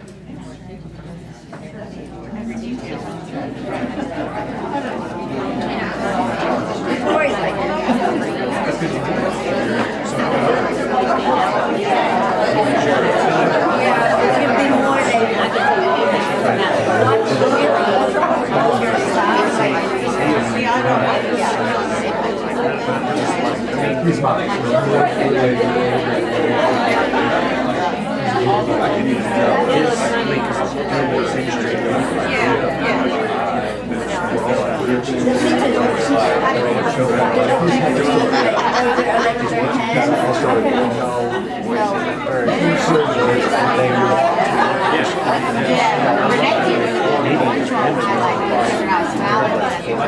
Sometimes I'll say, ask me questions.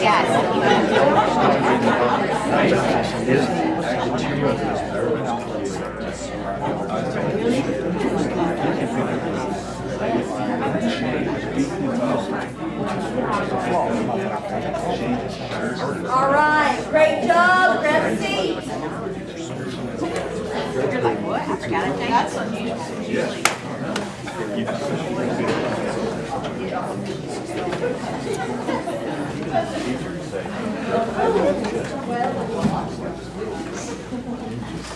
All right.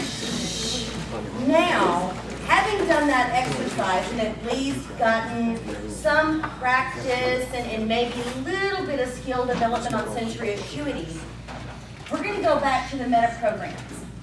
And what we're going to do, and I'll lead this and guide this from in front of the room, but everyone is going to go through this exercise. And here's what we're going to do. I'm going to ask different questions of the room, of individuals within the room. Oh, no, it's okay. Do you need a cough drop? Yeah. Or some water? Do you have some? Janine's got some. I've got some, it's all right. Oh. So what we're gonna do, I'm gonna ask some questions because the only way to determine meta programs is through asking questions and in using your sensory acuity so that you are aware and sensitive to how they structure their response. As I go through these questions, and you can look at your workbook to determine which one they're operating from, because usually in a response, if you ask one question, the response someone gives you typically will have a couple of different meta programs embedded. And if you are acutely sensitive to that, then you can pick up their meta programs without having to go through all of the questions. You'll know them simply by how they position their answer, and you now know how to interact with them. Okay? So, reference your workbooks. I know I went through meta programs kind of quickly. I'm just going to poll the room. Now, my request here, as I ask these questions, is that I don't want you to tell me what you think a patient would say or how you think a patient would answer the question. I want to know how you would answer the question. Okay? So don't answer from the patient's perspective or the third person point of view. I want to know how you would answer the question. Okay? Everyone else who is not answering the question, I want you to pay attention to how they phrase their response, and I'm going to ask you which meta programs you were able to identify. Okay? Fair enough? All right, so I'm going to say, Miss Karen, what would you say is probably most important to you in life?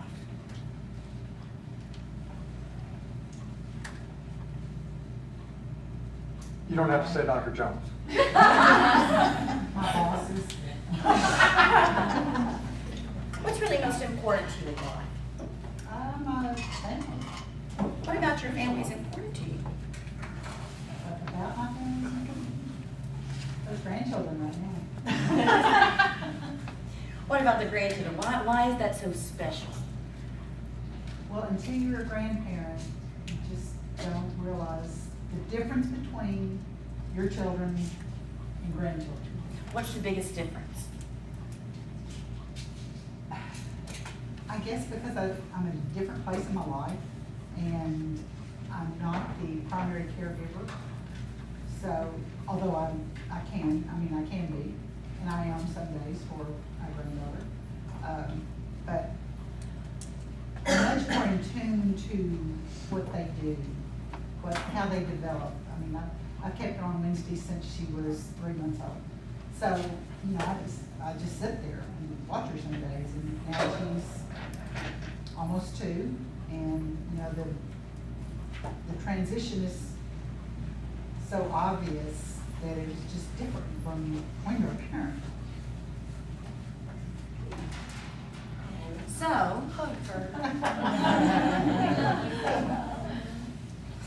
how many of you could pick on a couple of meta programs, and which ones were you able to identify just based on her response? Visual, how'd you know? She said she watched them and you can see the transformation. I've never seen her tear up. And then it was just obvious. The process. Obvious, and I get to watch her. Right? So what else were you able to pick up on? Process. Do what? Process. How do you know process? The transition and watching them go through the, What else? So we've got visual, we've got process. Any other meta programs you were able to pick up on? Is she sort by self or sort by others? Others. And see, just with those 3 meta programs, in this context, we can have total connectivity because I know what she likes to talk about, I know what's important, and I know how she pays attention to what's important. How many of you saw that? Yeah. Okay. So let me see.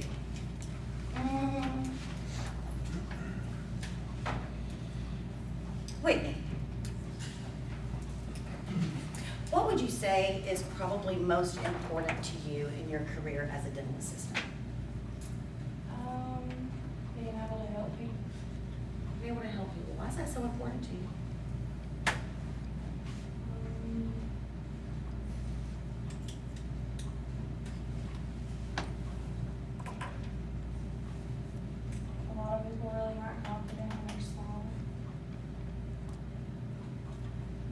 And because of that, you what? I want to help them make their teeth look better. So they will be more confident. Nice, okay. What meta programs did you pick up from Whitney? Sort by others, Sort by others, what else? visual. Visual, well, yeah, visual, what else? Possibility over necessity. Possibility over necessity. Good job, Renee. What else?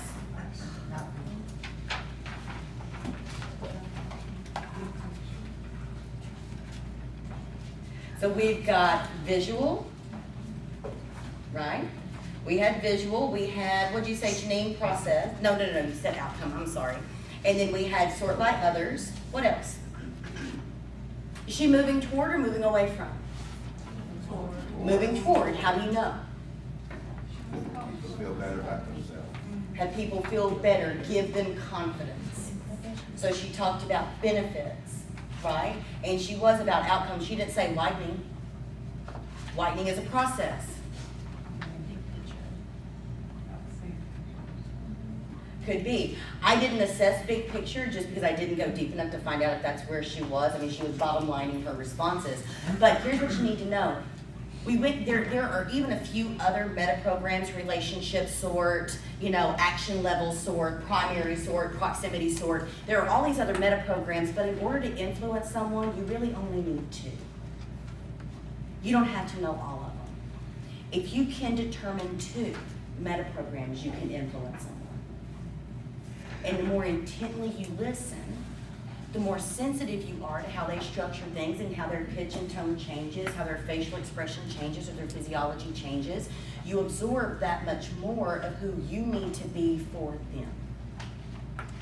And when you meet people where they are, you build trust, you build loyalty, you build confidence, and it really puts you in a position to truly serve, not just feel a need. Does this make sense? Yes? Jessica's out running some errands. I've got a surprise for one of you. So I'm gonna give you guys a break. Let you run to the restroom, get something to drink, hack up a fur ball. Go to the river. I'll give you about 15 minutes, get up, run to the restroom, get something to drink, get some coffee. We won't have music because Jessica's running out to do a surprise for me, but let's be back in here ready to rock at 5 after 10. Yes, ma'am.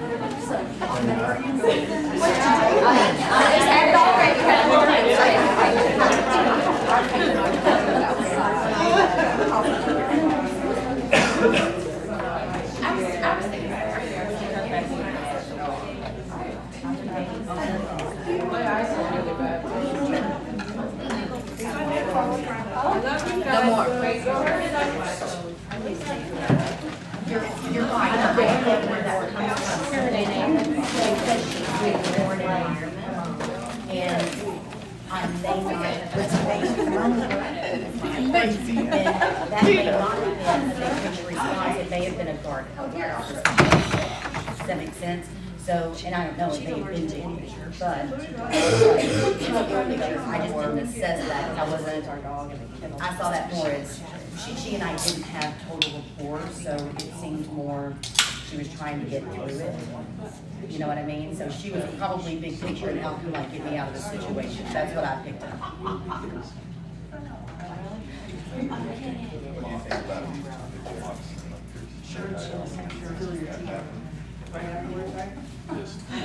Yeah. That's what it's about.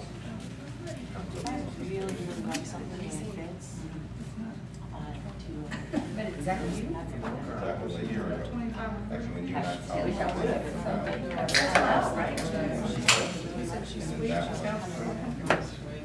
If I can find her home, I'll be happy to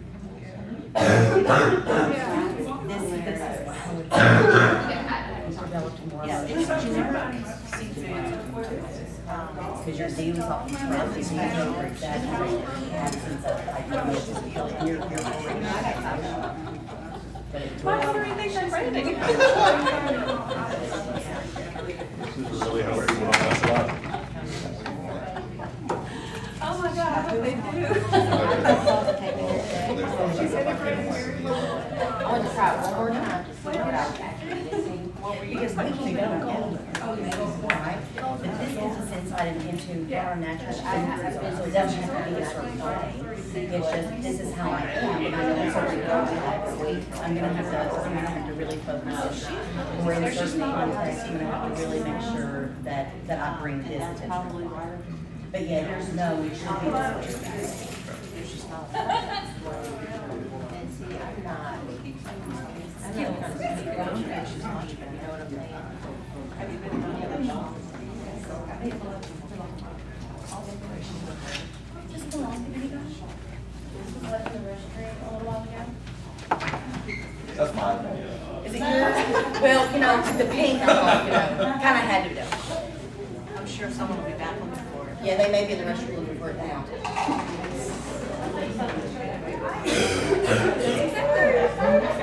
Well, I'm sure, because Kayla brought it to me, so she probably checked with Patterson. Oh, Kayla, she the redhead, the little redhead. How you feeling? Good.